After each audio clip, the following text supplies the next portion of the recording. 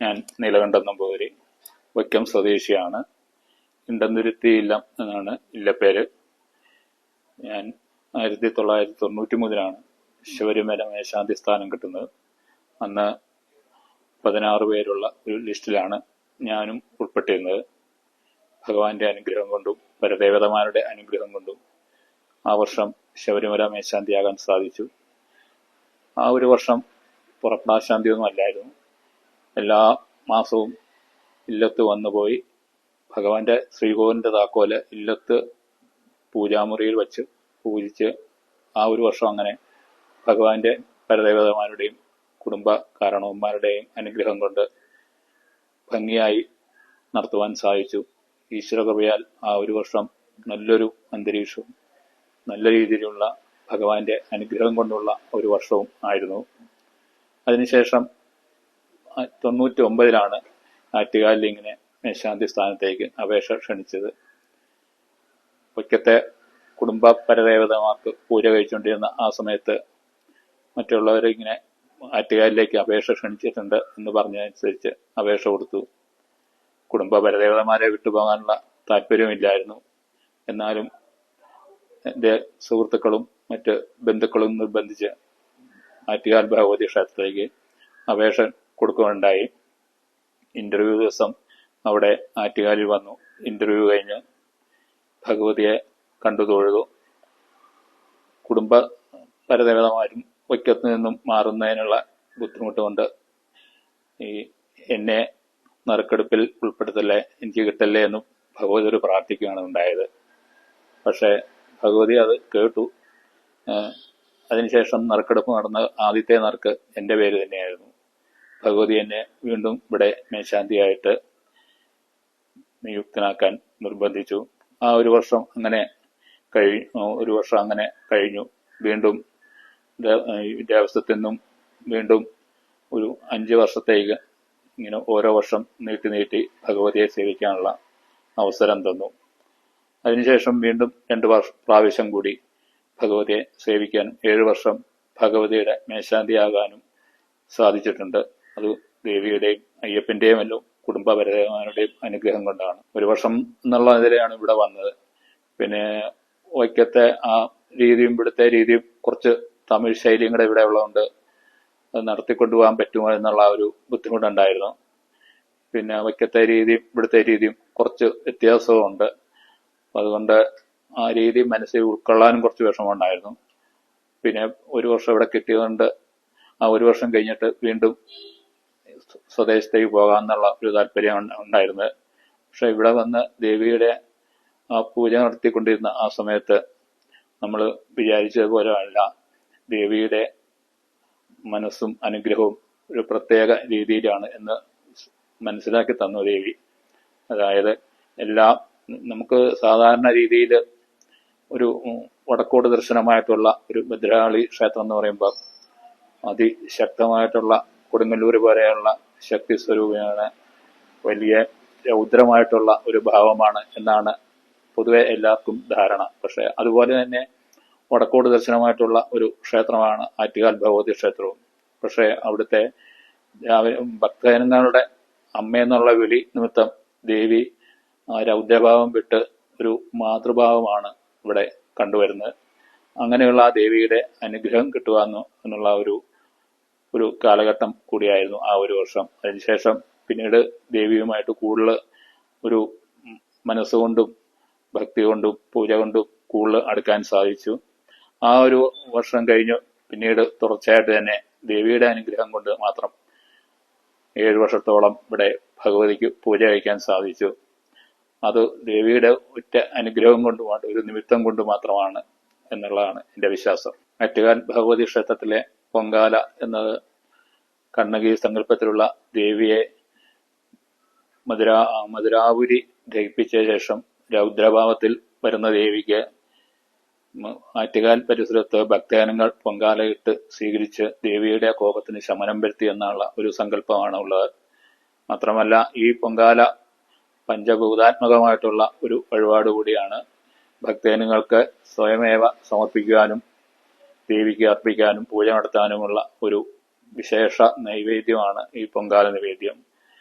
അത് ദേവി സ്വീകരിക്കുന്നത് മാത്രമല്ല ഭക്തജനങ്ങളുടെ ആഗ്രഹം നിറവേറ്റി തരികയും ചെയ്യും എന്നുള്ളതാണ് പൊതുവെ വരുന്ന വിശ്വാസവും അനുഭവവും അങ്ങനെ തന്നെയാണ്. കുജൻ പറഞ്ഞ പട്ടാളം, മിലിറ്ററി, പോലീസ് ഇതൊക്കെ ഇതിനെയൊക്കെ കാലഘട്ടം വരുന്ന ഗ്രഹമാണ് കുജൻ.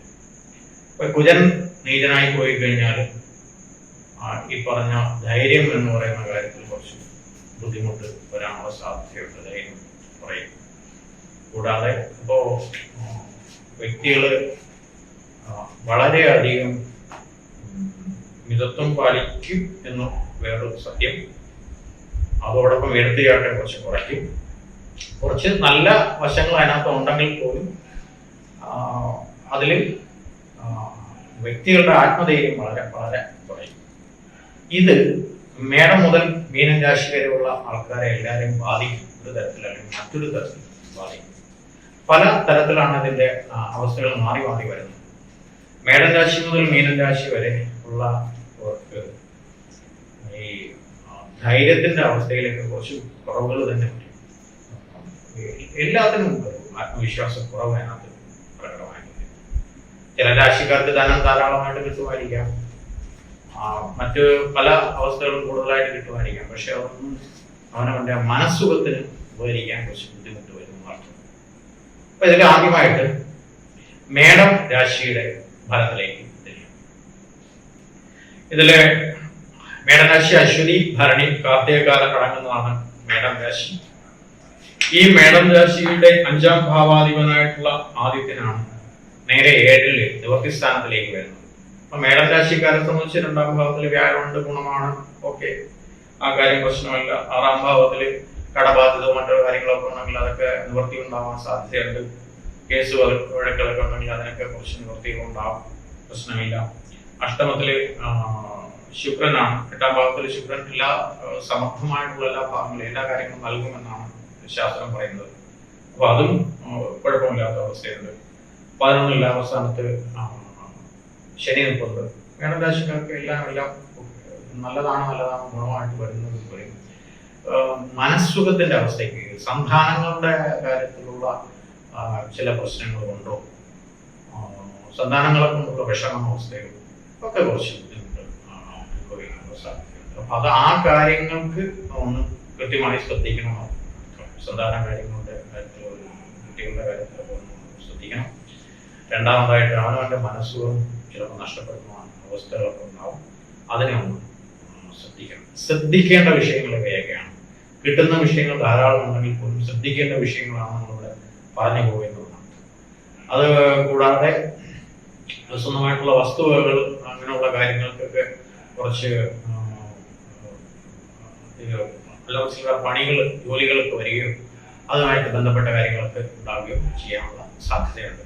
അപ്പൊ 1, 2, 3 കാര്യങ്ങൾ ഇതിൽ നമ്മൾ ശ്രദ്ധിച്ചു പോയി കഴിഞ്ഞാൽ, ഈ മേടം രാശിക്കാരെ ശ്രദ്ധിച്ചു പോയി കഴിഞ്ഞാൽ കൃത്യമായിട്ട് നമുക്ക് കുഴപ്പമില്ലാതെ മുന്നോട്ട് പോകാൻ കഴിയുന്നതാണ്. ശിവക്ഷേത്രത്തില് ദർശനം നടത്തി കാര്യമായിട്ട് പ്രാർത്ഥിക്കുക, ശിവനെ കാര്യമായിട്ട് പ്രാർത്ഥിക്കുക എന്നുള്ളതാണ് ഇപ്പോഴത്തെ നിലവിലുള്ള സാഹചര്യം അനുസരിച്ച് മേടം രാശിക്കാരെ ചെയ്യുന്നത്. ഈ മേടം രാശിയുടെ തന്നെ ആ രാശിയുടെ അധിപനായിട്ടുള്ള കുജനാണ് ഈ നീചത്തിലേക്ക് പോകുന്നത്. അപ്പം ആത്മബലം കുറെ കൂടെ കുറയുന്നു അർത്ഥം. അവനവന്റെ സെൽഫ് കോൺഫിഡൻസ് കുറെ കൂടെ കുറയും എന്നർത്ഥം. അതുകൂടാണ്ട് 8ാം ഭാവാധിപതിയും കൂടിയാണ് കുജൻ. അത് നീചത്തിൽ പോകുമ്പോൾ അവനവന്റെ ആരോഗ്യകാര്യത്തിൽ കുറെ ശ്രദ്ധ നമ്മൾ പുലർത്തേണ്ടി വരും. ആരോഗ്യകാര്യത്തിൽ ശ്രദ്ധ കൂടുതലായിട്ട് കൊടുത്ത് തന്നെ മേടം രാശിക്കാരെ മുന്നോട്ട് പോകുക. അടുത്തതായിട്ട് ഇടവൻ രാശി. കാർത്തികമുക്കാല രോഹിണി മകീരത്തിന്റെ അര അടങ്ങുന്നതാണ് ഇടവൻ രാശി. ഇടവൻ രാശിയിൽ തന്നെ വ്യാഴം നിൽപ്പുണ്ട്. ഈ ഇടവൻ രാശിയുടെ നിവർത്തികാരകനായിട്ടുള്ള കുജനാണ് ശരിക്ക് നീചത്തിലേക്ക് പോകുന്നത്. കൂടാതെ 4ാം ഭാവാധിപതിയായിട്ടുള്ള ആദിത്യൻ 6ാം ഭാവത്തിലേക്കും വരും. 6ാം ഭാവത്തിലേക്ക് ഒരു ആദിത്യൻ വന്നു കഴിഞ്ഞാൽ നല്ല ഫലമൊക്കെയാണ് കൂടുതലായിട്ടും പറയാറുള്ളത് എന്നുണ്ടെങ്കിൽ തന്നെയും ശ്രദ്ധകൾ, അനാവശ്യമായ കേസോ വഴക്കുകളൊന്നും ചെന്ന് ചാടാതെ ഉള്ള ഒരു ശ്രദ്ധ, അനാവശ്യമായിട്ട് കടം വാങ്ങിച്ച് ബുദ്ധിമുട്ടുണ്ടാക്കാത്ത തരത്തിലുള്ള ശ്രദ്ധയും കാര്യങ്ങളൊക്കെ ഇതിൽ ഉണ്ടായിരിക്കണം. അതിലെ നമുക്ക് ബുധൻ എന്ന് പറയുന്ന ഗ്രഹം അഞ്ചാം ഭാവാധിപതി, 2ഉം 5ഉം ഭാവാധിപതിയായിട്ടുള്ള ബുധൻ 6ാം ഭാവത്തിൽ തന്നെ നിൽക്കുന്നുണ്ട്. 6ാം ഭാവത്തിൽ ബുധൻ വലിയ കുഴപ്പമൊന്നും പ്രശ്നമൊന്നുമില്ല. പഠന കാര്യങ്ങളൊക്കെ ഏർപ്പെട്ടിരിക്കുന്നവർക്ക് അതൊക്കെ നമുക്ക് നന്നായിട്ടുണ്ട്. എഴുത്തുകൊണ്ട് കാര്യങ്ങൾക്ക് ഏറ്റവും മുന്നോട്ട് പോകുന്നവർക്ക് പ്രശ്നമില്ല. അതുകൂടാതെ ബിസിനസ് സംബന്ധമായിട്ടുള്ള കാര്യങ്ങളൊക്കെ ഏർപ്പെട്ടിരിക്കുന്നവർക്ക് ഗുണമുണ്ടാവും. ഇതൊക്കെ ബുധൻ എന്ന് പറയുന്ന ഗ്രഹത്തിന്റെ അവസ്ഥകളുണ്ടാവും. പിന്നെ ജോലി കിട്ടാതെ കഴിയുന്നവർക്ക് ജോലി കിട്ടാൻ സാധ്യതയില്ല. കുറെ നല്ല ഫലങ്ങൾ ഇതിനകത്തുണ്ടാവും. കൂടാതെ 11ാം ഭാവത്തിൽ സർപ്പം നിൽക്കുന്നു, അത് നല്ല ഫലം തന്നെയാണ്. 5ാം ഭാവത്തിൽ കേതുവിനെ ശ്രദ്ധിച്ചാൽ മാത്രം മതി. മുൻപ് ഉള്ള വീഡിയോകളൊക്കെ പറയുന്നുണ്ട് കേതു 5ാം ഭാവത്തിൽ നിൽക്കുന്നതിനെ മാത്രം ശ്രദ്ധിച്ചാൽ മതി എന്ന് കൃത്യമായിട്ട് പറയുന്നുണ്ട്. അപ്പം ഗണപതി ക്ഷേത്രം, ജാമതി ക്ഷേത്രം, ഇങ്ങനെയുള്ള ക്ഷേത്രങ്ങളിലൊക്കെ ദർശനം നടത്തി കാര്യമായിട്ട് പ്രാർത്ഥിച്ചു സർപ്പദൈവങ്ങളെയും അതേപോലെ തന്നെ ശാസ്താവിനെയും ഒക്കെ പ്രതിപ്പെട്ട് മുന്നോട്ട് പോവുക. നല്ല ഫലങ്ങൾ തീർച്ചയായിട്ടും കൂടുതലായിട്ടും അനുഭവിക്കണം ഈ രാശിക്കാർക്ക്. അടുത്തതായിട്ട് മിഥുനം രാശിയാണ്. മിഥുനം രാശി മകരത്തിന്റെ അരയും തിരുവാതിരയും പുണർത്തിഥി മുക്കാലും അടങ്ങുന്നതാണ് മിഥുനം രാശി. ഈ മിഥുനം രാശിയുടെ തന്നെ കറക്റ്റ് 5ാം ഭാവത്തിലാണ് ആദിത്യൻ ഇവിടെ വളരെ വില കുറഞ്ഞുള്ള അവസ്ഥയിലേക്ക് വരുന്നത് തുലാമാസത്തിൽ. അപ്പൊ സ്വാഭാവികമായിട്ടും 5ാം ഭാവം എന്ന് പറയുന്നത് മനസ്സിനെയൊക്കെ കേന്ദ്രീകരിച്ചുള്ള കാര്യങ്ങളാണ്. ഒരുപാട് കാര്യങ്ങൾക്ക് ഗുണങ്ങൾ പലപ്പോഴും പറയാറുണ്ടെങ്കിൽ പോലും ഇതിൽ ഇപ്പൊ ഗുണങ്ങൾ കുറച്ച് കുറഞ്ഞിരിക്കുന്ന സമയം തന്നെയാണ് വരാൻ പോകുന്നത്. കാരണം 2ാം ഭാവത്തിൽ ഈ രാശിക്കാരുടെ ശരിക്ക് ലാഭാധിപതിയാണ് കുജൻ. ഈ ലാഭാധിപതിയായിട്ടുള്ള കുജൻ 2ാം ഭാവത്തിൽ വന്ന് നിൽക്കുന്നത് ധനത്തിന് ഇത്തിരി ഒരു ടൈറ്റ് വരാനുള്ള സാധ്യത ഉണ്ടാവും. പലരും അത് നിലവിൽ അനുഭവിച്ചുകൊണ്ടിരിക്കുന്നുണ്ടാവും. പക്ഷെ അനുഭവിച്ചുകൊണ്ടിരിക്കുമ്പോൾ പോലും സ്വാഭാവികമായിട്ടും അതിന് കുറച്ചും കൂടെ ഒരു കാഠിന്യം ഉണ്ടാവാനുള്ള സാധ്യതയുണ്ട്. അപ്പൊ ലാഭാധിപതി തന്നെ 2ാം ഭാവത്തിൽ നീചത്തിലാക്കുമ്പോൾ അത് കുറച്ച് ബുദ്ധിമുട്ട് തന്നെയാണ് സൂചിപ്പിക്കുന്നത്. കൂടാതെ 5ാം ഭാവത്തില് ആദിത്യൻ വന്ന് നിൽക്കുമ്പോൾ നമുക്ക് അതിൻ്റെതായിട്ടുള്ള ബുദ്ധിമുട്ടുകൾ അനുഭവപ്പെടും. എന്ന് പറഞ്ഞാൽ മനസ്വസ്ഥതയുടെ കാര്യത്തിലും സന്താനങ്ങളുടെ കാര്യത്തിലും ഒക്കെ ബുദ്ധിമുട്ടുകൾ അനുഭവപ്പെടും. അപ്പൊ അവയൊക്കെയാണ് നമ്മൾ തരണം ചെയ്യാൻ. ശിവനെ കാര്യമായിട്ട് പ്രാർത്ഥിക്കുക, ശിവക്ഷേത്രത്തിൽ ദർശനം നടത്തുക, ദേവീക്ഷേത്രവും സുബ്രഹ്മണ്യ ക്ഷേത്രത്തിലൊക്കെ ദർശനം നടത്തുക ഈ മാസത്തിൽ വളരെ വിശേഷമായിട്ട് ഈ രാശിക്കാരെ ചെയ്യേണ്ടതായിട്ടുള്ള കാര്യങ്ങളുണ്ട്. 5ാം ഭാവത്തിൽ തന്നെ ബുധൻ നിൽക്കൊണ്ട് 4ാം ഭാവാധിപതിയാണ്. 5ാം ഭാവത്തിൽ നിൽക്കുന്നതും അത്ര അങ്ങോട്ട് ഗുണകരമായിട്ട് പറയാൻ കഴിയില്ല. അപ്പോ ബുധനോ ശുക്രനോ നമുക്ക് അനുകൂല സ്ഥിതിയിൽ നിന്ന് തീർച്ചയായിട്ടും പറയാൻ പറ്റാത്ത ഒരു അവസ്ഥയാണ്. ശനിയാണ് ജാതകത്തിൽ കുറച്ച് ഇതിന്റെ രാശി അനുസരിച്ച് 9ാം ഭാവാധിപതി 9ാം ഭാവത്തിൽ നിൽക്കുന്നുണ്ട് കുറച്ച് ഗുണമായിട്ട് പറയാൻ കഴിയുന്നത്. ബാക്കിയുള്ള അവസ്ഥകളൊന്നും അത്ര ഗുണപരമായിട്ടുള്ളതല്ല. അപ്പൊ അതുകൂടി കുറച്ചൊന്നും ശ്രദ്ധിച്ച് ഈ രാശിക്കാരെ ശ്രദ്ധിക്കുന്നത് വളരെ നന്നായി. അടുത്തതായിട്ട് കർക്കിടകൻ രാശിയാണ്. കർക്കിടകൻ രാശി പുണർത്തിക്കാലം പൂയവും ആയില്യവും അടങ്ങുന്നതാണ് കർക്കിടകൻ രാശി. ഈ രാശിയിൽ തന്നെയാണ് കുജൻ നീചാവസ്ഥയിൽ നിൽക്കുന്നത്. ഈ രാശിയുടെ യോഗകാരകനാണ് കുജൻ. ആ കുജൻ അവിടെ നീചത്തിൽ നിൽക്കുന്നത് ഗുണകരം എന്ന് പറയാൻ കഴിയില്ല. യോഗകാരകൻ എന്ന് പറയുമ്പോൾ 5ാം ഭാവാധിപതി, കർക്കിടക രാശിയുടെ 5ാം ഭാവാധിപതിയാണ്. അതേപോലെ തന്നെ 10ാം ഭാവാധിപതി. കർമ്മസ്ഥാനം എന്ന് പറയുന്നത് കുറച്ച് ബുദ്ധിമുട്ട് തന്നെയാണ്. അവനവന്റെ തൊഴിൽ മേഖലകളിൽ കുറച്ച് ബുദ്ധിമുട്ടുകൾ തന്നെയാണ് സൂചിപ്പിക്കുന്നത്. ഈ തൊഴിൽ കാര്യങ്ങൾക്ക് കുറച്ച് ശ്രദ്ധ വേണം, എല്ലാ തരത്തിലുള്ള ശ്രദ്ധ വേണം. മാറ്റങ്ങൾ ഇടയ്ക്കിടയ്ക്ക് മാത്രമേ ഉണ്ടാവുള്ളൂ. അതായത് ഒരു ദിവസം നന്നായിട്ട് മറ്റു ദിവസം മോശമായിട്ടുള്ള അവസ്ഥയിലേക്ക് വരാനുള്ള സാധ്യത കൂടുതലായിട്ട് വരും. കൂടാതെ 5ാം ഭാവാധിപതി തന്നെയാണ് ഈ രാശി വന്ന് നീചത്തിൽ വന്ന് നിൽക്കുന്നതുകൊണ്ട് അവിടെയും സന്താനങ്ങളുടെ വിഷയവും മനസ്വസ്ഥതയും കാര്യം തന്നെയാണ് പൊതുവെ സൂചിപ്പിക്കുന്നത്. കാര്യങ്ങളെല്ലാം സൂചിപ്പിക്കുന്നത്. അപ്പൊ തൊഴിൽപരമായിട്ടുള്ള കാര്യങ്ങൾക്കുള്ള മനസ്വസ്ഥതയാണ് ഏറ്റവും കാഠിന്യമായിട്ട് പറയുന്നത്.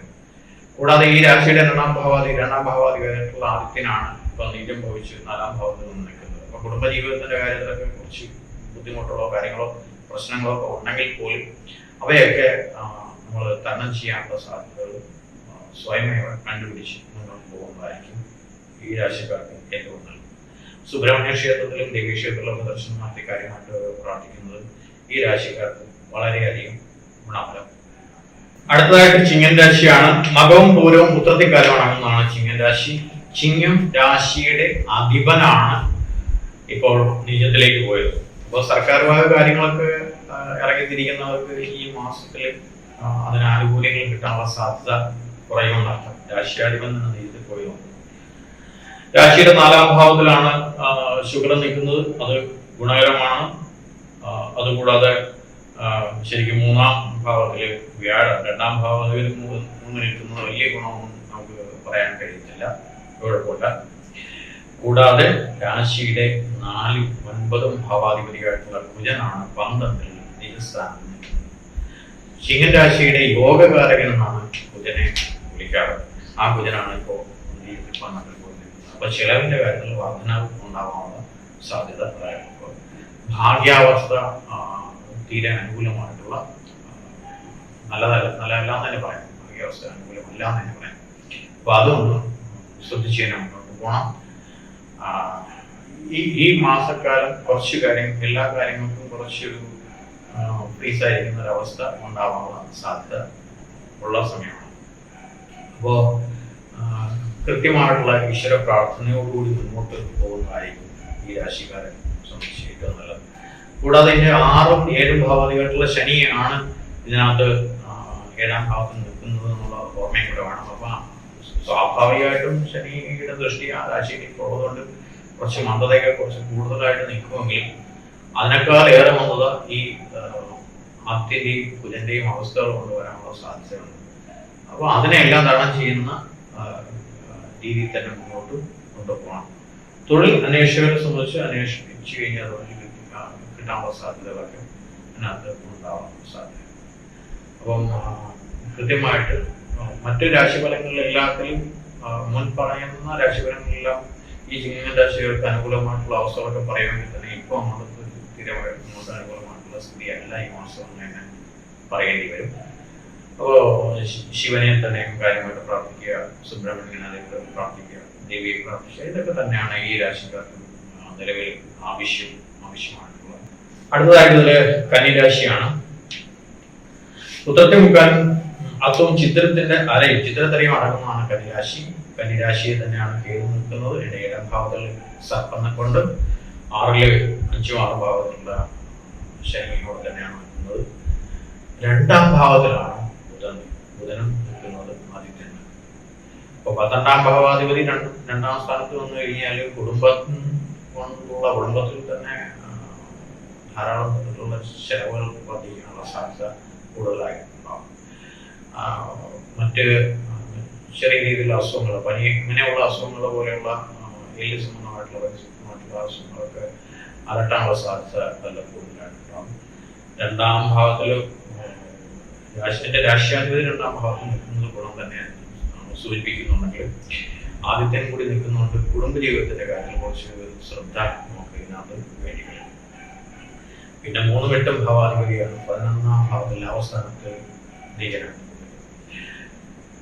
അപ്പോ ഈ കുജന്റെ മാറ്റം, അടുത്ത മാറ്റം വരെ നമുക്ക് ലാഭം, അതായത് നീക്കിയിരിപ്പ് എന്ന് പറയുന്നത് ഈ രാശിക്കാരുടെ ഉത്തരത്തും മുക്കാലും അത്തവും ചിത്രത്തിലുമാണ് ഈ രാശിക്കാരെ കന്നിരാശിക്കാരെ സംബന്ധിച്ച് പൊതുവെ ലാഭാവസ്ഥ കുറഞ്ഞിരിക്കില്ല. ഒന്നും നീക്കിയിരിപ്പുണ്ടാകാനുള്ള സാധ്യത വളരെ കുറവായിരിക്കും. കിട്ടുന്നത് ചെലവ് ഭാഗത്തേക്കാണ് കൂടുതൽ. ആ ചെലവ് ഭാഗത്തേക്ക് പ്രതിനിധാനം ചെയ്യുന്ന ആദിത്യനാട്ടിലെ 2-ാം ഭാഗത്തിൽ നിൽക്കുന്നുണ്ട്. ഇത് കൂടി പ്രശ്നമുള്ള സമയം തന്നെയാണ്. അപ്പൊ അവയൊക്കെ നമ്മൾ ഓർത്ത് തരണം ചെയ്യുന്ന മാർഗങ്ങൾ സ്വയം തീരുമാനിച്ച് കണ്ടുപിടിച്ച് തന്നെ മുന്നോട്ട് പോകണം. ആരും ഒന്നും ഒരു തരത്തിലൊന്നും വിചാരിക്കരുത്. കൂടാതെ രാഹുകേതുക്കളുടെ മാറ്റം അടുത്തുണ്ടാവും മാത്രമേ ഈ രാശിക്കാർക്ക് ഗുണമുള്ളൂ. അപ്പൊ ഈ മാസത്തില് അല്ലല്ലോ അലച്ചിലൊക്കെ കൂടുതലായിട്ട് നിന്ന് കഴിഞ്ഞാൽ അതിന് ആരെയും പഠിച്ചിട്ടൊന്നും ഒരു കാര്യമില്ല.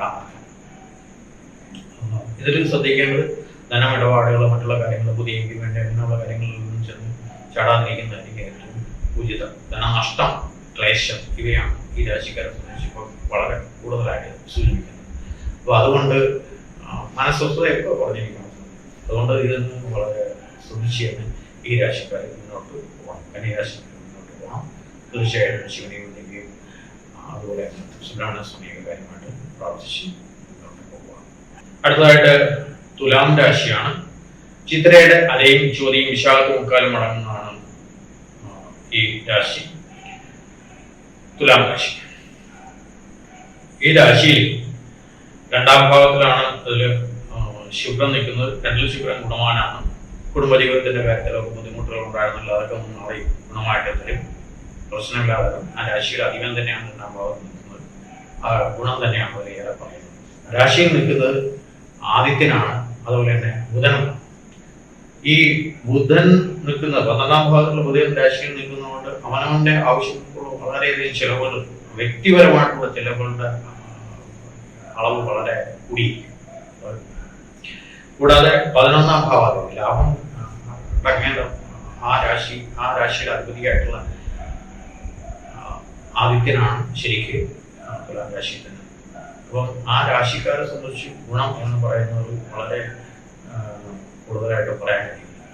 രണ്ടാം ഭാവാധിപതി നിവർത്തികാരകമായിട്ടുള്ള കുജനാണ് ഇതിൽ ശരിക്കും പറഞ്ഞാൽ 10ാം ഭാവത്തിൽ നീചത്തിൽ വന്ന് കളിക്കും. അപ്പൊ തൊഴിൽ സംബന്ധമായിട്ടുള്ള വിഷയങ്ങൾക്ക് കുറച്ച് ക്ലേശം ഏറി വരാൻ സാധ്യതയുള്ള സമയമാണ്. കൂടാതെ നിവർത്തി പാദ്യം എല്ലാ പ്രശ്നങ്ങൾക്കും നിവർത്തി തരേണ്ട പ്ലാനറ്റും കൂടിയാണ് ഇതിനകത്ത് നമുക്ക് തൊഴിൽ ഭാഗത്തേക്ക് വന്നിരിക്കുന്നത്. അപ്പൊ അതിന് വളരെ ശ്രദ്ധ, തൊഴിൽ മേഖലയിൽ അവനവന്റെ കർമ്മ മേഖലയിൽ ഏർപ്പെട്ടിരിക്കുന്ന എല്ലാവരെ സംബന്ധിച്ചും അതിന് കുറച്ച് ബുദ്ധിമുട്ടുകൾ തന്നെയാണ് അതിനകത്ത് സൂചിപ്പിക്കുന്നത്. കൂടാതെ ശുക്രന്റെ 2ാം ഭാവസ്ഥിതിയോട് ഗുണം പറയുമെങ്കിൽ തന്നെ 2ാം ഭാവാധിപതിയായിട്ടുള്ള കുജൻ നീചത്തിൽ പോയിരുന്നത് ചില സ്വാരസ്യങ്ങൾ തന്നെ കുറച്ച് സൂചിപ്പിക്കുന്നുണ്ട്.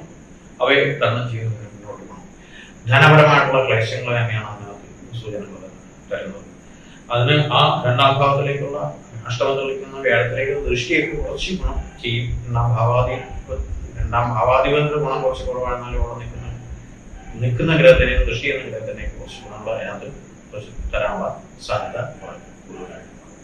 അപ്പോൾ തീർച്ചയായിട്ടും തുലാം രാശിക്കാര് ഇതിലും ശിവക്ഷേത്രം തന്നെയാണ് പ്രാധാന്യം കൊടുക്കേണ്ടത്. അതേപോലെ തന്നെ നിവർത്തി ഭാവത്തിലേക്കുള്ള സുബ്രഹ്മണ്യനും ദേവിയും തന്നെ ഇതിൽ കാര്യമായിട്ട് പ്രാർത്ഥിച്ച് മുന്നോട്ട് പോയാൽ മതി. അതിൻ്റെ ആവശ്യം മാത്രമേ ഇപ്പം തൽക്കാലം ഈ മാസത്തേക്കുള്ളൂ. അടുത്തതായിട്ട് വൃശ്ചികം രാശിയാണ് പറയുന്നത്. വിശാഖത്തി കാലം അനേകവും തൃക്കേട്ടയും അടങ്ങുന്നതാണ് വൃശ്ചികം രാശി. വൃശ്ചിക രാശിയിൽ ആ രാശിയിൽ തന്നെയാണ് അതിന്റെ നിവർത്തി ഭാവാധിപനായിട്ടുള്ള ശുക്രൻ നിൽക്കുന്നത്. അത് ഗുണമാണ്, വളരെ. കൂടാതെ മറ്റ് ശനിക്കോ സർപ്പനോ മറ്റുള്ള ഗ്രഹങ്ങൾക്കോ ഒന്നും സ്ഥാനമാറ്റങ്ങൾ ഇല്ലെങ്കിൽ പോലും നിവർത്തി ഭാവത്തിൽ വ്യാഴം നിൽക്കുന്നത് ഗുണം തന്നെ പറയാൻ നോക്കും. പക്ഷേ ഈ രാശിയുടെ ഏറ്റവും വലിയൊരു ഇപ്പോഴത്തെ പ്രശ്നം 9ാം ഭാവത്തിൽ ഭാഗ്യസ്ഥാനത്ത് ആ രാശിയുടെ അധിപനായിട്ടുള്ള കുജൻ നിൽക്കുന്നു. അപ്പൊ സ്വാഭാവികമായിട്ടും ആ രാശിയാധിപനായിട്ടുള്ള കുജൻ നീചത്തിൽ പോയി കഴിഞ്ഞാൽ അവരുടെ സെൽഫ് കോൺഫിഡൻസ് ലെവലിൽ വളരെയധികം പറയുന്നുണ്ട്. ആ രാശിയുടെ അധിപന് 6ാം ഭാവാധിപനായിട്ടുള്ള കുജൻ 9ാം ഭാവത്തിൽ ഭാഗ്യസ്ഥാനത്ത് പോകുമ്പോൾ ഭാഗ്യാവസ്ഥയിൽ കുറച്ച് മോശം ഇടിവ് തന്നെയാണ് സംഭവിക്കുന്നത്. അവ ശ്രദ്ധിച്ച് തന്നെ മുന്നോട്ട് പോകണം. സുബ്രഹ്മണ്യ ഭജനം, ദേവി ക്ഷേത്ര ഭജനം ഒക്കെ വളരെ ഈ രാശിക്കാർക്ക് ഇപ്പോഴത്തെ അവസ്ഥയിൽ തീർച്ചയായിട്ടും നല്ലതാണ്. കൂടാതെ ആ രാശിയുടെ കുജൻ നിൽക്കുന്ന രാശിയുടെ അധിപനായിട്ടുള്ള ചന്ദ്രന്റെ ഭ്രമണം അനുസരിച്ച് ഗുണദോഷങ്ങൾ മാറി മാറി വന്നുകൊണ്ടിരിക്കുന്നു. അതായത് 2 ദിവസം നല്ലത്, 2 ദിവസം മോശം, അങ്ങനെയുള്ള അവസ്ഥകളെ കുറിച്ച് മാറി മാറി വന്നുകൊണ്ടിരിക്കുന്നു. പിന്നെ വളരെ പ്രധാനപ്പെട്ടത് കർമ്മസ്ഥാനത്തിന്റെ അധിപനായിട്ടുള്ള ആദിത്യനാണ് 12ാം ഭാവത്ത് നീചസ്ഥാനത്ത് വന്നിരിക്കുന്നത്. അവനവൻ ചെയ്യുന്ന തൊഴിലിന്റെ കാര്യത്തിൽ കുറച്ച് ബുദ്ധിമുട്ടുകൾ വരാനുള്ള സാധ്യത കൂടുതലായിട്ടുണ്ട്. തൊഴിലിന് നമുക്ക് ചെയ്യുന്ന ജോലിക്ക് കാഠിന്യം ഏറെ നിൽക്കുകയും കൃത്യമായിട്ടുള്ള അനുഭവങ്ങളും കിട്ടാതിരിക്കുകയും ഒക്കെ ചെയ്യുന്നത് സാധ്യതകളാണ്. പ്രതിഫലത്തിന്റെ കാര്യത്തിൽ പേടിക്കേണ്ട കാര്യമില്ല. കാരണം 2ാം ഭാവാധിപനായിട്ടുള്ള വേണം തന്നെയാണ് വൃത്തിസ്ഥാനത്ത് നിൽക്കുന്നതുകൊണ്ട് പ്രതിഫലത്തിന്റെ കാര്യത്തിൽ പേടിക്കേണ്ട കാര്യം വരുന്നില്ല. പക്ഷെ അവിടെ വരുന്നത് തൊഴിലിന്റെ കാഠിന്യം തന്നെയാണ് അതിനകത്ത് സൂചിപ്പിക്കുന്നത്. അപ്പൊ അതിനെയും ഒന്നും കാര്യമായിട്ട് പ്രാർത്ഥിക്കണം. ആ തൊഴിൽ സ്ഥാനത്തിന്റെ അധിപനായിട്ടുള്ള ആദിത്യനെ പ്രതിനിധീകരിക്കുന്ന ശിവക്ഷേത്രത്തിൽ കാര്യമായിട്ട് പ്രാർത്ഥിച്ച് മുന്നോട്ട് പോകുന്നതാണ് ഈ രാശിക്കാരെ സംബന്ധിച്ച്, പ്രത്യേകം വൃശ്ചിക രാശിക്കാരെ സംബന്ധിച്ച് ഗുണകരമായിട്ട് ഉണ്ടാവാൻ സാധ്യത. അടുത്തതായിട്ട് ധനുരാശിയാണ്. മൂലവും പുരാണവും ഉത്രാടത്തിക്കാൽ അടങ്ങുന്നതാണ് ധനുരാശി. ധനുരാശിയുടെ പ്രത്യേകത ഈ രാശിയുടെ 5ാം ഭാവാധിപതിയും 11ാം ഭാവാധിപതിയായിട്ടുള്ള ബുധനാണ് നീചം ഭവിച്ച് ഇതിന്റെ അഷ്ടമഭാവത്തിൽ 8ാം ഭാവത്തിൽ പോയി. അപ്പൊ സ്വാഭാവികമായിട്ടും ഒന്ന് രോഗാതി സ്ഥാനത്ത് രോഗത്തിന് പ്രശ്നം രോഗത്തിന്റെ അവസ്ഥയ്ക്ക് ഉണ്ടാവാനുള്ള സാധ്യത വളരെ ശ്രദ്ധിക്കണം. 2, 11ാം ഭാവത്തില് ആണ് ഇതിന്റെ ലാഭാധിപതിയായിട്ടുള്ള ശുക്രൻ നിൽക്കുന്നത്. ശുക്രൻ 11ാം ഭാവത്തിൽ നിന്ന് കഴിഞ്ഞാൽ ചെലവ് വളരെ കൂടുതലായിട്ടാണ് സൂചിപ്പിക്കുന്നത്. അനാവശ്യമായിട്ടുള്ള ചെലവുകൾ അല്ലെങ്കിൽ ആഡംബരത്തിനുള്ള ചെലവുകളൊക്കെ കാര്യമായിട്ട് സൂചിപ്പിക്കുന്നത്. 2-3 തരത്തിലുള്ള ചെലവുകൾ ഇതിനകത്ത് സൂചിപ്പിക്കുന്നുണ്ട്. ഒന്ന് ആശുപത്രിപരമായിട്ടുള്ള ചെലവുകൾ, ഹോസ്പിറ്റലുകളായിട്ടുള്ള ചെലവുകൾ, അതുകൂടാതെ ആഡംബരമായിട്ടുള്ള കാര്യങ്ങൾ, ഇത് രണ്ടും സൂചിപ്പിക്കുന്നു. അത് അവനവൻ തന്നെ ആഡംബര വസ്തുക്കൾക്ക് വേണ്ടി പ്രയോഗിക്കണമെന്ന് നിർബന്ധമില്ല. മറ്റുള്ളവർക്ക് വേണ്ടിയിട്ട് നമ്മൾ വാങ്ങി കൊടുക്കുന്നതായിരുന്നാലും ഇതിനകത്ത് ഉൾപ്പെടുന്നതായിരിക്കും. കൂടാതെ ഈ രാശിയുടെ ലാഭസ്ഥാനത്താണ് ആദിത്യൻ നിൽക്കുന്നത്. ലാഭസ്ഥാനത്ത് ആദിത്യൻ നിയത്ത് നിന്ന് കഴിഞ്ഞാൽ ഈ രാശിയുടെ ഭാഗ്യാധിപനാണ് ലാഭസ്ഥാനത്ത്. അതും അത്ര കണ്ട് ഗുണകരമായിട്ട് പറയാൻ കഴിയില്ല. അപ്പം തീർച്ചയായിട്ടും ഭാഗ്യസ്ഥാനം ബലവത്താവേണ്ട കാര്യമായിട്ട് ശിവനെ തന്നെ കാര്യമായിട്ട് പ്രാർത്ഥിക്കുക മാത്രം ഇതിനകത്ത് ചെയ്താൽ മതി. അവനവന്റെ മനസ്വസ്ഥ സന്താനങ്ങളൊക്കെ കൊണ്ടുള്ള വിഷമസ്ഥിതികൾ ഇതിനകത്ത് സൂചിപ്പിക്കുന്നുണ്ട്. 5ാം ഭാവാധിപതിയായിട്ടുള്ള ബുധനാണ് നീചത്തിലെത്ത അഷ്ടമത്തിൽ പോകുന്നത്. സന്താനങ്ങളെ കൊണ്ടുള്ള വിഷയങ്ങൾ, സന്താനങ്ങൾക്കുള്ള പ്രശ്നങ്ങളൊക്കെ ഇതിനകത്ത് സൂചിപ്പിക്കുന്നു. അപ്പൊ അവയൊക്കെ നമ്മൾ തരണം ചെയ്യാനുള്ള ഉപാധികൾ തരണം. ഈ ഇപ്രാവശ്യത്തെ രാശിഫലങ്ങൾ കൂടുതലായിട്ടും സുബ്രഹ്മണ്യൻ ദേവി ശിവക്ഷേത്രങ്ങളാണ് ദർശനത്തിന് കൂടുതലായിട്ട് പറഞ്ഞു പോകേണ്ടതായിട്ട് തോന്നുന്നു. കാരണം എല്ലാ രാശിക്കാരുടെയും അനുഭവത്തിൽ ഈ പ്ലാനറ്റുകൾ തന്നെയാണ് ബുധനും അതുപോലെ തന്നെ ആദിത്യനും വളരെയധികം സ്വാധീനം ചെലുത്തുന്നുണ്ട് എന്നുള്ളതുകൊണ്ട് തീർച്ചയായിട്ടും ഈ ക്ഷേത്ര ദർശനമോ ആ ദേവതകളെ പ്രാർത്ഥിക്കുകയോ ഒക്കെയാണ് ഈ ഇപ്പോഴുള്ള അവസ്ഥയ്ക്ക് നിവൃത്തിയായിട്ട് വരുന്നത്. തീർച്ചയായിട്ടും ധനുരാശിക്കാരെ സംബന്ധിച്ച് മനസ്വസ്ഥതയ്ക്ക്, സന്താനങ്ങളുടെ സൗഖ്യത്തിന് വേണ്ടിയിട്ട്, അതുപോലെ തന്നെ അവനവന്റെ കർമ്മ മേഖല വളരെയധികം നന്നായിട്ട് പോകുന്നതിന് വേണ്ടിയിട്ട്, ആരോഗ്യ സംബന്ധമായിട്ടുള്ള കാര്യങ്ങൾക്ക് ഈ നേരത്തെ പറഞ്ഞിട്ടുള്ള ദേവതകളൊക്കെ കാര്യമായിട്ട് പ്രാർത്ഥിച്ച് മുന്നോട്ട് പോകുന്നതായിരിക്കും ഏറ്റവും നല്ലത്. അടുത്തതായിട്ട് മകരം രാശിയാണ്. മകരം രാശി ഉത്രാടത്തെ മുക്കാലും തിരുവോണം അവിട്ടത്തിന്റെ അരയും അടങ്ങുന്നതാണ് മകരം രാശി. മകരം രാശിയുടെ കൃത്യമായിട്ടുള്ള 5ാം ഭാവത്തിൽ വ്യാഴമുണ്ട്. മനസ്വസ്ഥത കുഴപ്പമില്ലാത്ത. പിന്നെ 4ാം ഭാവാധിപതിയും 11ാം ഭാവത്തിലുള്ള ബുധനാണ് പ്രവർത്തിസ്ഥാനത്ത് 7ാം ഭാവത്തിൽ നീത്ത് വന്നിരിക്കുന്നത്. ഇത് കൂടാണ്ട് അഷ്ടമാധിപതിയാണ് ഈ രാശിക്കാർക്ക് 10ാം ഭാവത്തിൽ വന്ന് നിൽക്കുന്നത്. അഷ്ടമാധിപതി 10ാം ഭാവത്തിൽ നിന്ന് നിൽക്കുമ്പോൾ തൊഴിലിന്റെ കാര്യത്തിലുള്ള പ്രശ്നങ്ങൾ തന്നെയാണ് ആദ്യം അതിനകത്ത് സൂചിപ്പിക്കേണ്ടത്.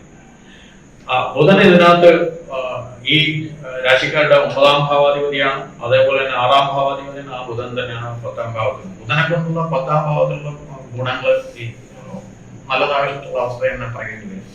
അതായത് ബിസിനസ് സംബന്ധമായിട്ടുള്ള കാര്യങ്ങൾക്കൊക്കെ ഉള്ളവർക്ക് ഗുണം തന്നെയാണ് ഇതിൽ പറയേണ്ടത്. പഠനം ഗുണകരമാണ്. ഇതെല്ലാം ആകുമ്പോൾ പോലും ഈ രാശിയുടെ 4ാം ഭാവത്തിലുള്ള നിവൃത്തി സ്ഥാനത്ത് ഒരു നീചനായിട്ടുള്ള കുഞ്ഞൻ വന്ന് നിൽക്കുന്ന അവസ്ഥ വരുമ്പോൾ എവിടെയൊക്കെയോ ചില മിസ്റ്റേക്കുകൾ അനുഭവപ്പെടാനുള്ള സാധ്യത വളരെ കൂടുതലായിട്ടുണ്ടാവും. നിവൃത്തിസ്ഥാനം ബലവത്തായാൽ മാത്രമേ നമുക്ക് എല്ലാ കാര്യങ്ങളും പരിഹരിച്ചു പോകാൻ കഴിയുള്ളൂ മാത്രം. അപ്പൊ അവർക്ക് സ്ഥാനാധിപതിയുടെ ഗുണമുണ്ടെങ്കിലും തന്നെ ഗുണമൊക്കെ ഉണ്ടെന്നുണ്ടെങ്കിൽ അത് പരിഹരിച്ചു പോയി. അപ്പൊ നമുക്ക് ഇടപെട്ടുള്ള ദിവസങ്ങളിലൊക്കെ പ്രശ്നങ്ങളൊക്കെ പരിഹരിച്ച് മുന്നോട്ട് പോകാനുള്ള അവസ്ഥകൾ ഉണ്ടാകും. ഇത്രയും രാശികൾ പറഞ്ഞതിൽ ഇപ്പോ കൂടുതലായിട്ടും മകര രാശിക്കാർക്കായിരിക്കും കുറച്ച് ഗുണങ്ങൾ തന്നെ കുറച്ച് ഗുണങ്ങൾ പറയേണ്ടി വരുന്നത്. എന്നിരുന്നാല് 11ാം ഭാവത്തില് ശുക്രൻ നിൽക്കുന്നത് വളരെ നല്ലതായിട്ടുള്ള അവസ്ഥയാണ്. ലാഭസ്ഥാനമാണ്. ലാഭസ്ഥാനത്തിൽ ശുക്രൻ നിൽക്കുന്നത് വളരെ നല്ല ഗുണമാണ്. 10ാം ഭാവത്തിലെ ബുധനെ കൊണ്ട് നല്ല ഗുണം തന്നെയാണ് പറയുന്നത്. ആദിത്യൻ ഉണ്ടെങ്കിൽ പോലും ആദിത്യന്റെ മോശാവസ്ഥകളെ തരണം ചെയ്യാനായിട്ട് ബുധനെ പ്രാപ്തി ഉണ്ടാക്കി മുന്നോട്ട് പോകാൻ സാധ്യത. കാരണം ബുധന്റെ മൗഢ്യം തുലാമാറ്റിന് ശേഷമൊക്കെ മാറുന്നുണ്ട്. അതുകൊണ്ട് ആ ബുധൻ നമ്മളെ സംരക്ഷിച്ച് മുന്നോട്ട് കൊണ്ടുപോകും.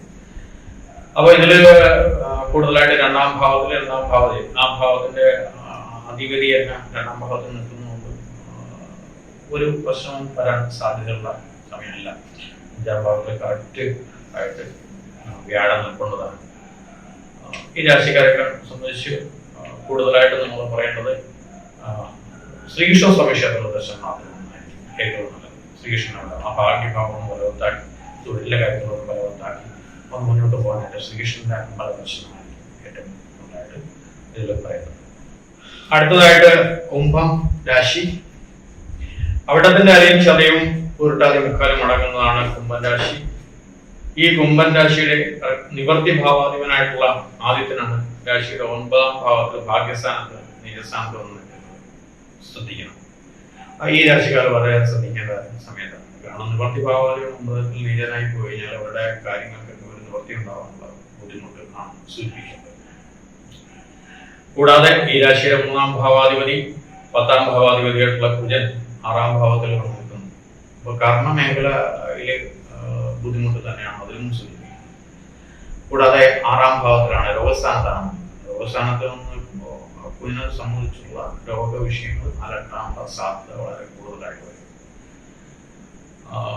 4 കേന്ദ്രത്തില് വ്യാഴം സഞ്ചരിക്കുന്നു. 2ാം ഭാവത്തില് സർപ്പൻ, 8 കേതു സഞ്ചരിക്കുന്നു. ഇവയെല്ലാം നമുക്ക് ഗുണകരം എന്ന് പറയാൻ പറ്റത്തില്ല. 8ാം ഭാവാധിപതിയാണ് 9ൽ സഞ്ചരിക്കുന്നത്. 10ാം ഭാവത്തിൽ ശരിക്കും ശുക്രൻ സഞ്ചരിക്കുന്നു. അപ്പൊ ഇതില് 9ാം ഭാവാധിപതി 10ാം ഭാവത്തിൽ സഞ്ചരിക്കുന്നതും അത്ര അങ്ങോട്ട് ഗുണപരമായിട്ട് പറയാൻ സാധ്യത വരുന്ന സമയമാണ്. ഇതിൽ എന്തെങ്കിലും ഒരു ഗുണകരമായിട്ടുള്ള അവസ്ഥ പറയാമെന്നുണ്ടെങ്കിൽ ഇതില് 9ാം ഭാവത്തിലെ ബുധനെ കൊണ്ടും തീർച്ചയായിട്ടും പറയാൻ ബുദ്ധിമുട്ട് വരും. അപ്പോ ഉള്ള അവസ്ഥകളെ മാനേജ് ചെയ്ത് മുന്നോട്ട് കൊണ്ടുപോകാൻ മാത്രമേ ഈ രാശിക്കാരെ സംബന്ധിച്ച് ഇപ്പോൾ നിലവിൽ ചെയ്യാൻ പാടുള്ളൂ. പുതിയതായിട്ട് ഒരു കാര്യത്തിൽ ഇറങ്ങി പുറപ്പെടാൻ അനുകൂലമായിട്ടുള്ള സമയമാണെന്ന് പറയാൻ കഴിയില്ല. അവ നഷ്ടത്തിൽ കലാശിക്കാനുള്ള സാധ്യത കൂടുതലായിട്ട്. കുടുംബജീവിതം ശ്രദ്ധിച്ച് മുന്നോട്ട് കൊണ്ടുപോകണം. 4ാം ഭാവത്തിൽ കേന്ദ്രത്തിൽ വ്യാഴമായതുകൊണ്ട് അവയുടെ ഒരു ശ്രദ്ധ, നമ്മുടെ വസ്തുക്കളോ കാര്യങ്ങളോ കൊണ്ടുപോകണമെങ്കിൽ അവയ്ക്ക് ശ്രദ്ധ അതിനകത്തുണ്ടായിരിക്കണം. ഫാമിലി, ലോൺ, ജപ്തി, ഇങ്ങനെയുള്ള പല കാര്യങ്ങൾക്ക് ചെന്നുവിടാനുള്ള സാധ്യത വളരെ കൂടുതലുണ്ട്. രോഗസ്ഥാനം വളരെ കരുതി തന്നെ മുന്നോട്ട് കൊണ്ടുപോകണം. രോഗാതുരങ്ങൾ വളരെ കൂടുതലായിട്ട് വരാനുള്ള സാധ്യതയുണ്ട്. 7ാം ഭാവത്തിന്റെ നിവർത്തി സ്ഥാനാധിപതിയായിട്ടുള്ള നീതി ആവശ്യമില്ലാതെ ഒരു കാര്യത്തിലും ചെന്ന് ചാടാനുള്ള സാധ്യത ഇതിനകത്ത് ഉണ്ടാവരുത്. എല്ലാ കാര്യങ്ങളും അനുകൂല സ്ഥിതിയിലല്ല എന്നർത്ഥം. അപ്പം വളരെ സ്വസ്ഥമായിട്ട് വളരെ കാമാൻ ക്വയറ്റായിട്ട് മുന്നോട്ട് കൊണ്ടുപോകാൻ മാത്രമേ ഈ രാശിക്കാരെ സംബന്ധിച്ച് കുറച്ച് നാളത്തേക്ക് പ്രവർത്തിക്കൂ. അടുത്തതായിട്ട് വരുന്നത് മീനൻ രാശി. മീനൻ രാശി പുരട്ടാതിക്കാലും മുത്തട്ടാതിയും രേവതിയും അടങ്ങുന്നതാണ് മീനൻ രാശി. ആ രാശിയുടെ അധിപൻ 3ാം ഭാവത്തിൽ നിൽക്കുന്നു. 5ാം ഭാവത്തില് 2ാം ഭാവാധിപതിയും ഈ രാശിയുടെ 9ാം ഭാവാധിപതിയുമായിട്ടുള്ള കുജനാണ് ശരിക്ക് 5ാം ഭാവത്തിലെ മനസ്വസ്ഥതയുടെ കാര്യത്തിൽ നിൽക്കുന്നത്. അത് വളരെ അഷ്ടമത്തില് ആദിത്യം നിൽക്കുന്നു. അഷ്ടമത്തില് ബുധൻ നിൽക്കുന്നു. അഷ്ടമത്തില് ബുധൻ നിവർത്തി ഭാവാധിപതിയായിട്ടുള്ള ബുധൻ അഷ്ടമസ്ഥാനത്ത് നിൽക്കുന്നതുകൊണ്ട് ഗുണം തന്നെയാണ് തീർച്ചയായിട്ടും പറയാവുന്നത്. അപ്പം ബുധനെ കൊണ്ടുള്ള ഗുണങ്ങള് നമുക്ക് കിട്ടും. എങ്ങനെ കിട്ടുമെന്ന് വെച്ച് കഴിഞ്ഞാൽ എഴുത്ത്, കുത്ത്, രേഖാസംബന്ധമായിട്ടുള്ള കാര്യങ്ങൾ, പഠന വിഷയങ്ങളിൽ ഏർപ്പെട്ടിരിക്കുന്നവർക്കൊക്കെ അനുകൂലമായിട്ടുള്ള അവസ്ഥകളുണ്ടാവും. ശരിക്കും പറഞ്ഞാൽ മാധ്യമങ്ങളുമായിട്ട് ബന്ധപ്പെട്ടിരിക്കുന്നവർക്ക്, അങ്ങനെയുള്ള ഈ രാശിക്കാരായിട്ടുള്ളവർക്കൊക്കെ വളരെ അനുകൂലമായിട്ടുള്ള സ്ഥിതിവിശേഷങ്ങളുണ്ടാവും. ബുധന്റെ കാലഘട്ടത്തിൽ വരുന്ന കുറേ കാര്യങ്ങളുണ്ട്. ആ കാര്യങ്ങൾക്കെല്ലാം ഗുണകരമായിട്ട് വരുമെന്ന് അർത്ഥമാക്കുന്നുണ്ട്.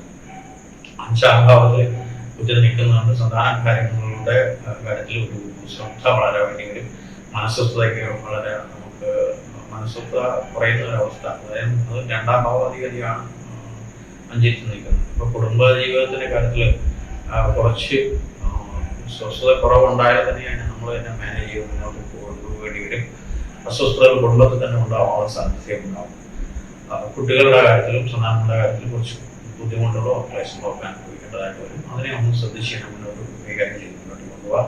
അഷ്ടമസ്ഥാനത്ത് ആദിത്യം നിൽക്കുന്നത് രോഗങ്ങളുടെ, അതായത് 6ാം ഭാവാധിപതി തന്നെയാണ് 8ാം ഭാവത്തിൽ നിൽക്കുന്നത്. അവ രോഗങ്ങളെയും ആണ് പ്രതിനിധാനം ചെയ്യുന്നത് കൂടുതലായിട്ടും. അവയ്ക്ക് കൃത്യമായിട്ടുള്ള മരുന്ന് കഴിക്കാനുള്ളവർ, കഴിച്ചുകൊണ്ടിരിക്കുന്നവർ ചികിത്സയിലേക്ക് ഇതെല്ലാം കൃത്യമായിട്ട് അവരിനെ തുറന്ന് കണക്ട് പോകുന്നതായിരിക്കും ഏറ്റവും നല്ലതായിട്ടുള്ള അവസ്ഥ ഉണ്ടാക്കാൻ സാധിക്കും. കൂടാതെ പന്ത്രണ്ടിൽ ശനി സഞ്ചരിക്കും. അത് അധികമായിട്ടുള്ള ധനമാണ് ഇതിനകത്ത് നഷ്ടപ്പെടുത്താൻ സാധ്യത വരുന്നത്. അപ്പോൾ ക്ലേശങ്ങളും ദുരിതങ്ങളും ഏറി നിൽക്കുന്ന ഒരു കാലഘട്ടം ആയതുകൊണ്ട് അവയെ ശ്രദ്ധിച്ചു കഴിഞ്ഞു മുന്നോട്ട് പോകുന്നതായിരിക്കും. ഏറ്റവും കൂടുതൽ നെഗറ്റീവാണ് ഇതിനകത്ത് പറയേണ്ടി വന്നിട്ടുള്ളത്. പക്ഷെ ആ നെഗറ്റീവുള്ള റമണീസും അതിനകത്ത് പറയുന്നുണ്ട്. ആ ക്ഷേത്ര ദർശനങ്ങൾ മറ്റുള്ള കാര്യങ്ങളെല്ലാം പറയുന്നുണ്ട്. ഉദാഹരണത്തിന് മീനൻ രാശിയുടെ തന്നെ ശ്രീകൃഷ്ണൻ അമ്പലം ദേവീക്ഷേത്രങ്ങളിൽ ഒക്കെ ദർശനം നടത്തി കാര്യമായിട്ട് പ്രാർത്ഥിക്കുന്നത് വളരെ നല്ലതായിരിക്കും. കൂടാതെ ലളിതാ സഹസ്രനാമം ജപമുള്ളവർക്ക് ലളിതാ സഹസ്രനാമം നടത്തി മുന്നോട്ട് പോകുന്നതായിരിക്കും ഏറ്റവും നല്ലത്. അപ്പൊ റെമഡിയൽ പാർട്ടാണ് ഇതിൽ ഈ കാലഘട്ടത്തിൽ ചിന്തിക്കേണ്ടത് ഏറ്റവും കൂടുതലായിട്ടുള്ളത്. അപ്പം വരാനുള്ളതിന്റെ കുറെ നെഗറ്റീവ് ഭാഗങ്ങൾ ഇതിനകത്ത് കൂടുതലായിട്ട് സൂചനകൾ ഇതിനകത്ത് കിടക്കണം. ആ സൂചനകൾക്കനുസരിച്ച് നമ്മൾ നമ്മുടെ ജീവിതത്തെ കൊണ്ടുപോകുക, അതിനനുസരിച്ച് കൊണ്ടുപോകുക, വരാൻ പോകുന്ന വിഷയങ്ങൾ കണ്ടറിഞ്ഞ് കൊണ്ടുപോകുക. അപ്പൊ അത് വളരെ ശ്രദ്ധിച്ച് തന്നെ മുന്നോട്ട് പോകണം. പിന്നെ ഓരോരുടെ ദശ അപകാരം, അതേപോലെ തന്നെ ജാതകത്തിന്റെ ഗ്രഹഫലങ്ങൾ, പിന്നെ നമ്മൾ വസിക്കുന്ന ദേശം എവിടെയാണോ അവിടെ, പിന്നെ നമ്മൾ ചെയ്യുന്ന കർമ്മം എന്താണ്, മീൻസ് നമ്മുടെ ജോലി എന്താണ്, അതിനനുസരിച്ച് ഇവയെല്ലാം, അതുകൂടാതെ കാലം അനുസരിച്ചും ഒക്കെ ഇതിന്റെ ഫലങ്ങൾ ഏറിയും കുറഞ്ഞും ഇരിക്കുമെന്നർത്ഥം. അപ്പൊ എന്തായാലും ഇത്രയും നെഗറ്റീവ് ആയിട്ടുള്ള കാര്യങ്ങളാണ് കൂടുതൽ പറയേണ്ടി വന്നതെങ്കിൽ തന്നെയും എല്ലാവർക്കും ഈ മാസം നല്ല ഫലങ്ങളിൽ തന്നെ ഉണ്ടാകാനുള്ള ഈശ്വര കടാക്ഷം ഉണ്ടാവും കാര്യമായിട്ട് പ്രാർത്ഥിച്ചു. പൊങ്കാല ദിവസം രാവിലെ ഒരു അഭിഷേകം, നിവേദ്യവും പൂജ മാത്രമേ ഉള്ളൂ. അതിനുശേഷം ഏതാണ്ട് 9 മണിക്ക് ശേഷമാണ് പൊങ്കാല അടുപ്പയിൽ തീ പിടിപ്പിക്കുന്നത്. ആ സമയം അകത്ത് തന്ത്രിയും മേശാന്തിയും അകത്തുണ്ടാവും, ശ്രീകോവിലിനകത്തുണ്ടാവും. ആ ഒരു മുഹൂർത്ത സമയത്ത് ശ്രീകോവിലിൽ നിന്ന് കുടിവിളക്കിൽ ദീപം പകർന്ന് തന്ത്രി മേശാന്തി കൊടുക്കുന്നു. മേശാന്തി അത് അകത്തെ തടപ്പള്ളിയിലും പുറത്തെ തടപ്പള്ളിയിലും കത്തിച്ച് ദീപം നടക്കൽ വന്ന് സഹമേശാന്തി കൊടുക്കുന്നു. സഹമേശാന്തിയാണ് പൊങ്കാല ദിവസം മറ്റേ ദേവിയുടെ മുമ്പിലുള്ള വലിയ അടുപ്പില് തീ പിടിപ്പിക്കുന്നത്. അതിനുശേഷം ബാക്കി ഭക്തജനങ്ങൾ ഉള്ള എല്ലാ ഭക്തജനങ്ങൾ സമർപ്പിക്കുന്ന പൊങ്കാല അടുപ്പിലേക്ക് തീ പകരുന്നു. അങ്ങനെയാണ് അന്നത്തെ പൊങ്കാല ദിവസത്തെ തീ പിടിപ്പിക്കുന്ന ചടങ്ങ്. അതിനുശേഷം ഒരു പൂജ നടത്തും. നിവേദ്യമെല്ലാം ആയാൽ ഏതാണ്ട് 1 മണിയോടുകൂടി പൂജ നടത്തുന്നു. ആ പൂജയ്ക്ക് ഈ നിവേദ്യങ്ങളെല്ലാം നിവേദിച്ചതിന് ശേഷം പിന്നീട് ബാക്കി വൈകുന്നേരം കുത്തിയോട്ടത്തിന്റെ കുട്ടികളെ ചൂരൽ കുത്തൽ ചടങ്ങ് നടത്തുന്നു. അത് ഏതാണ്ട് 7 മണിക്കാണ്. അതിനുശേഷം കുട്ടികളുടെ ആ ചടങ്ങ് കഴിഞ്ഞാൽ ദേവിയെ പുറത്തേക്ക് എഴുന്നള്ളിക്കുകയാണ്. ഏതാണ്ട് 11 മണിക്ക് ശേഷം പുറത്തേക്ക് എഴുന്നള്ളുന്ന ദേവിയെ മണക്കാട് ശാസ്താവിന്റെ അമ്പലത്തിൽ വന്ന് അവിടെ ഇറക്കി പൂജ നടത്തുന്നു. അവിടുന്ന് പിറ്റേ ദിവസം ദേവി തിരിച്ച് ക്ഷേത്രത്തിൽ എത്തുന്നതോടുകൂടിയാണ് തലേദിവസത്തെ ബാക്കി പൂജാചടങ്ങുകളൊക്കെ നടത്തുന്നത്. അതിനുശേഷം തലേദിവസത്തെ ഉച്ചപൂജകൾ തൊട്ട് വൈകുന്നേരം ദീപാരാധന, അത്താഴപൂജ എന്നിങ്ങനെ ചടങ്ങ് നടത്തുന്നു. അതിനുശേഷമാണ് അന്നത്തെ ദിവസത്തെ പൂജകളും ബാക്കി നടത്തുന്നത്. തലേദിവസം പൊങ്കാല നിവേദ്യം കഴിഞ്ഞാൽ മറ്റു പൂജകളൊന്നും അകത്ത് ഉണ്ടാവുകയില്ല. മറ്റ് ദീപാരാധന പോലുള്ള ചടങ്ങുകളൊക്കെ പിറ്റേ ദിവസം ആണ് നടത്തുന്നത്. ശിവേലി, ദീപാരാധന, അത്താഴപൂജ, ഉച്ചപൂജ അങ്ങനെയുള്ള ചടങ്ങുകളൊക്കെ പിറ്റേ ദിവസം മാത്രമേ നടത്താറുള്ളൂ. അങ്ങനെയാണ് ഇവിടുത്തെ ഒരു പൊങ്കാല ദിവസത്തെ ചടങ്ങ്. സാധാരണഗതിയിൽ സ്ത്രീകളാണ് പൊങ്കാല ഇടുന്നത്. സ്ത്രീകൾ ഒരു 7 ദിവസത്തെ വ്രതമെങ്കിലും എടുത്തിരിക്കണം. മറ്റ് മാംസാദികളും പാടില്ല. ശരീരശുദ്ധി ഉണ്ടായിരിക്കണം. 7 ദിവസം രാവിലെയും വൈകുന്നേരവും കുളിച്ച് വൃത്തിയായി ദേവീ ഭക്തിയായിട്ട് ദേവിയെ മനസ്സിൽ പ്രാർത്ഥിക്കുക. അടുത്ത ക്ഷേത്രമുണ്ടെങ്കിൽ ക്ഷേത്രത്തിൽ പോയി തൊഴുത് ദേവീ നാമങ്ങളും കീർത്തനങ്ങളും ചൊല്ലണം. അതിനുശേഷം വേണം പൊങ്കാല തീ പിടിപ്പിച്ച് ദേവിക്ക് പൊങ്കാല സമർപ്പിക്കാൻ. ഇങ്ങനെ സമർപ്പിക്കുന്ന ഈ പൊങ്കാല നിവേദ്യം ദേവി സ്വീകരിക്കുന്നു മാത്രമല്ല, അവർക്ക് എല്ലാവിധ അനുഗ്രഹവും നൽകുമെന്നാണ് വിശ്വാസം. ശരീരശുദ്ധിയാണ് പ്രധാനമായിട്ടുള്ള. മറ്റ് ഒന്നില്ലെങ്കിൽ കോടി വസ്ത്രം അല്ലെങ്കിൽ അലക്കിയ വസ്ത്രം ശുദ്ധമായിട്ട് മാറ്റിവെച്ച് കുളി കഴിഞ്ഞ് ശുദ്ധമായിട്ടുള്ള വസ്ത്രം ധരിച്ച് വേണം പൊങ്കാല സമർപ്പിക്കാൻ. അങ്ങനെയാണ് അതിന്റെ ശരീരശുദ്ധിയുടെയും കാര്യങ്ങളുടെയും ഒരു നീക്ക്. പൊങ്കാലയ്ക്കുള്ള ഒരുക്കം എന്ന് പറഞ്ഞാൽ പൊങ്കാല ദിവസം തലേദിവസം അവിടെ ചെന്ന് ആ പരിസരങ്ങളെല്ലാം ശുദ്ധമാക്കി കുളിച്ച് വൃത്തിയായി പരിസരം ശുദ്ധി വരുത്തി അന്നേ ദിവസം പുതിയ ഇഷ്ടികകളും കല്ലുകളും വച്ച് ദേവിക്ക് സമർപ്പിക്കാനുള്ള പൊങ്കാല നിവേദ്യാദി വസ്തുക്കൾ ശുദ്ധമായ സ്ഥലത്ത് വെച്ച് അന്ന് ആ പൊങ്കാല സമയം കണക്കാക്കി ദേവിയുടെ തീ പിടിപ്പിച്ചു കഴിഞ്ഞാൽ അന്നേ ദിവസം പാത്രങ്ങളും ശുദ്ധമായിട്ടുള്ള മറ്റ് ദ്രവ്യങ്ങളും സമർപ്പിക്കുകയാണ് ചെയ്യുന്നത്. ഏതൊരു പൂജയ്ക്കും ഗണപതി ഒരുക്കം എന്നുള്ള ഒരു പ്രാധാന്യമാണ്. ഏത് പൂജ നടത്തുമ്പോഴും ഏത് ഹോമം നടത്തുമ്പോഴും എല്ലാത്തിനും ഗണപതി ഭഗവാന്റെ അനുഗ്രഹം അത്യന്താപേക്ഷിതമാണ്. എല്ലാ കാര്യങ്ങൾക്കും വിജയമുണ്ടാക്കുവാൻ ഗണപതി ഭഗവാനെ പ്രാർത്ഥിക്കണം എന്നാണ് നമ്മുടെ ഹിന്ദുക്കളുടെ വിശ്വാസം.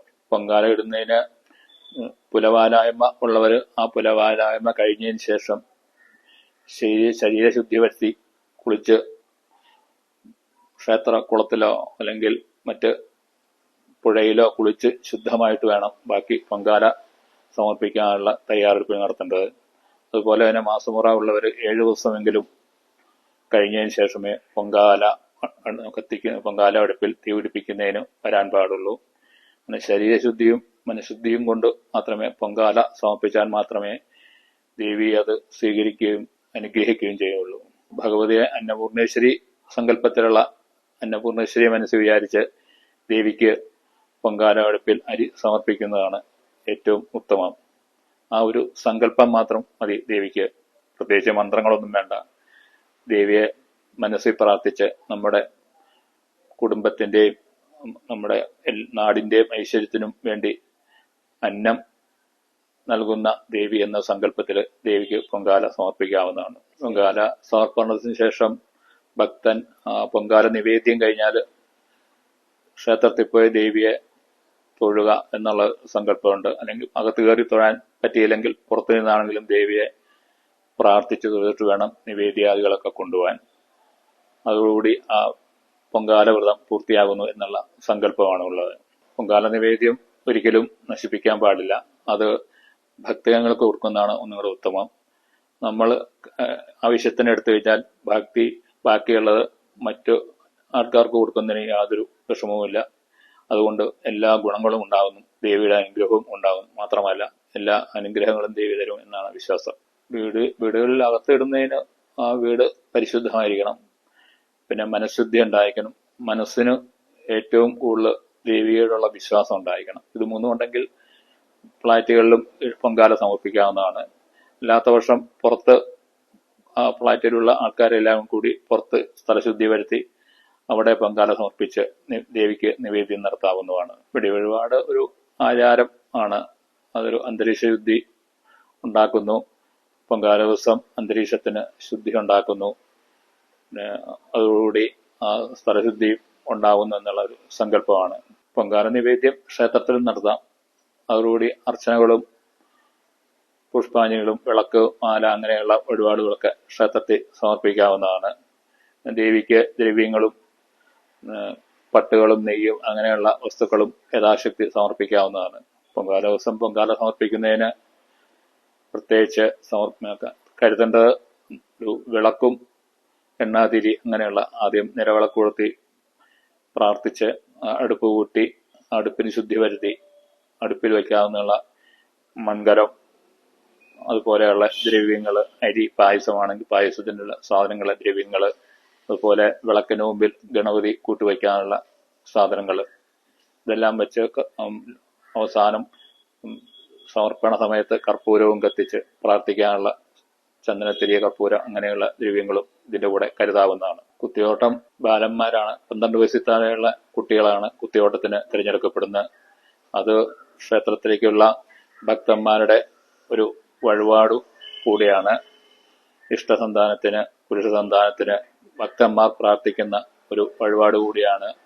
മാത്രമല്ല ദേവിയുടെ സേവകന്മാർ എന്നുള്ള നിലയിലും ഈ ബാലന്മാരെ കരുതുന്നുണ്ട്. കുത്തിയോട്ടം എടുക്കുന്ന ബാലന്മാര് കുത്തിയോട്ടം എടുത്തു കഴിഞ്ഞാൽ പൊങ്കാല ദിവസം വരെ ഈ ക്ഷേത്രത്തിൽ തന്നെ കഴിച്ചുകൂട്ടി അവരുടെ പ്രാർത്ഥനയും വഴിപാടുകളും അതുപോലെ തന്നെ നമസ്കാരാദികൾ നടത്തി ദേവിയുടെ സേവകന്മാരായിട്ടാണ് ഇവിടെ കൂടുന്നത്. അതുപോലെ തന്നെ താലപ്പൊലി എടുക്കുന്ന പെൺകുട്ടികളാണ്. 12 വയസ്സിൽ താഴെയുള്ള പെൺകുട്ടികളാണ് ഈ വഴിപാടിന് തിരഞ്ഞെടുക്കപ്പെടുന്നത്. അതും ഭക്തന്മാരുടെ പ്രാർത്ഥനയാണ്. ദേവിക്ക് അകമ്പടി സേവിക്കാവുന്ന സങ്കല്പമാണ് താലപ്പൊലി എടുക്കുന്ന സ്ത്രീ ബാല കുട്ടികള്. അങ്ങനെ ദേവിക്ക് ഇഷ്ടപ്പെട്ട ഒരു വഴിപാട് കൂടിയാണ് ഈ താലപ്പൊലിയും അതുപോലെ തന്നെ ഈ കുത്തിയോട്ടവും. മണ്ടപ്പറ്റ തിരടി എന്നൊരു ദേവിക്ക് ഇഷ്ടപ്പെട്ട വഴിപാടാണ്. പ്രത്യേകിച്ച് ശിരോരോഗ സംബന്ധമായിട്ടുള്ള അസുഖങ്ങൾക്ക് ഭക്തന്മാർ നിശ്ചയിക്കുന്ന ഒരു വഴിപാട് കൂടിയാണത്. ഇത് സമർപ്പിക്കുന്ന ദേവിക്ക് വളരെ ഇഷ്ടപ്പെട്ട ഒരു കാര്യമാണ്. മറ്റ് ശിരോരോഗമുള്ളവര് ഈ വഴിപാട് കഴിച്ചാൽ അവരുടെ അസുഖങ്ങളെല്ലാം ദേവി ഭേദമാക്കുന്നു എന്നുള്ള ഒരു സങ്കല്പമാണ്. പൊങ്കാല സമർപ്പിക്കുന്ന ഭക്ത ക്ഷേത്ര ദർശനം അത്യന്താവശ്യമായിട്ടും ചെയ്യേണ്ടതുണ്ട്. അങ്ങനെ പൊങ്കാല സമർപ്പിക്കുന്ന ഭക്ത ദേവീനാമം ഉരുവിട്ടുകൊണ്ട് ക്ഷേത്ര നാലമ്പലത്തിനകത്ത് പ്രവേശിച്ചു കഴിഞ്ഞാൽ ദേവിയുടെ നാമം മാത്രം മനസ്സിൽ ഉണ്ടായിരിക്കണം. ദേവിക്ക് പ്രദക്ഷിണം വെച്ച് പുറത്തിറങ്ങി കഴിഞ്ഞാൽ ഉപദേവന്മാരായ ഗണപതി, മാടൻ തമ്പുരാൻ, ശിവൻ എന്നിങ്ങനെയുള്ള മൂർത്തിയിൽ പ്രാർത്ഥിക്കണം. അവരെയും ദർശനം നടത്തി പ്രാർത്ഥിക്കണം. ഇതോടുകൂടിയാണ് പൊങ്കാല സമർപ്പണത്തിന്റെ ഒരു ഫലം പൂർത്തിയാകുള്ളൂ. ഇങ്ങനെ സമർപ്പിക്കുന്ന മനസ്സുകൊണ്ടും ശരീരം കൊണ്ടും സമർപ്പിക്കുന്ന ഈ പൊങ്കാല നിവേദ്യം ദേവി സ്വീകരിക്കും, ആ ഭക്തയെ അനുഗ്രഹിക്കും എന്നാണ് നമ്മുടെ എല്ലാ വിശ്വാസവും അനുഭവവും. അമ്മയെ ശരണം. ഈ വരുന്ന മാർച്ച് 13-ാം തീയതി പൊങ്കാല ദിവസമാണ്. അന്നേ ദിവസം ക്ഷേത്രത്തിലും ക്ഷേത്ര പരിസരത്തും വീടുകളിലും ദേവിക്ക് വേണ്ടി പൊങ്കാല സമർപ്പിക്കുന്ന എല്ലാ ഭക്തജനങ്ങൾക്കും ദേവിയുടെ അനുഗ്രഹങ്ങൾ ഉണ്ടാകട്ടെ എന്ന് പ്രാർത്ഥിക്കുന്നു. സർവമംഗളമംഗല്യേ ശിവേ സർവാർത്ഥ സാധികേ ശരണ്യേ ത്രയംബകേ ഗൗരി നാരായണീ നമസ്തുതേ.